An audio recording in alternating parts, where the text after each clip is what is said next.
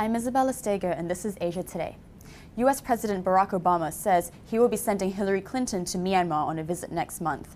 This is the first visit by a U.S. Secretary of State to the country in more than 50 years. This could signal a big change in the relationship between these two countries. Joining us now on the line is reporter Patrick BARTA from Bangkok. Patrick, tell us more about this visit. Thanks, Isabella. This decision to send Hillary Clinton to Myanmar is a major move. It's a very important milestone in the relationship between Myanmar and the United States, and it's pretty surprising for people who followed the country for a long time. You know, the U.S. has maintained very tough economic sanctions against Burma that date back in some cases to the late 90s. And there's always been some very bad blood between the two sides. The United States has felt like it can't trust the military leaders that have run the country.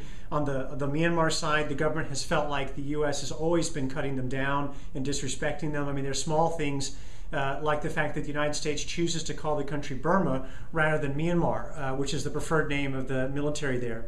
But there have been a lot of changes in Myanmar over the past year since an election in late 2010. There's been a loosening of restrictions on the media. There have been some political prisoners released.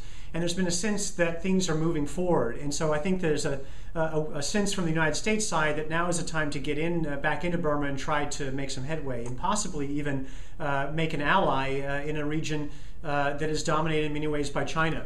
Now, I was just there over the last week. The Wall Street Journal was allowed to come in to meet with the government, and which is something quite rare. The foreign journalists are typically not allowed into the country.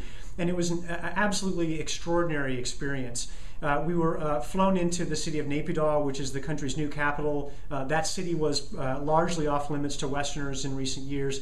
We were given a tour of the city. We were allowed to see just about anything we wanted to. And when we sat down with the country's information minister and some other officials, they answered everything we asked, and there were no restrictions placed on the interview. This is something that would have been almost unheard of, even a few months ago. And their basic message was that sanctions are wrong in their view, and that it's time for the U.S. and the West to start recognizing that changes are underway in the country, and that by easing sanctions or somehow normalizing relations, that the West could actually help accelerate the reform process there. Now, that said, we do have to be realistic. There are many skeptics of what's going on in Myanmar. Many people think that there are still very significant human rights violations going on there. And I think it's quite unlikely to expect Hillary Clinton to go there next month and suddenly decide to ease sanctions immediately or make some other big step to relieve pressure on the regime. I think more likely what we're going to see is some kind of fact-finding mission, some kind of trust-building exercises with the government there. But even those steps are incredibly important, and they're a major change from where we were even just a few months ago, and certainly over the last decade or more in Burma. So I do think it's a very significant event. Thanks. Thank you very much. That was Patrick BARTA. You're watching Asia Today.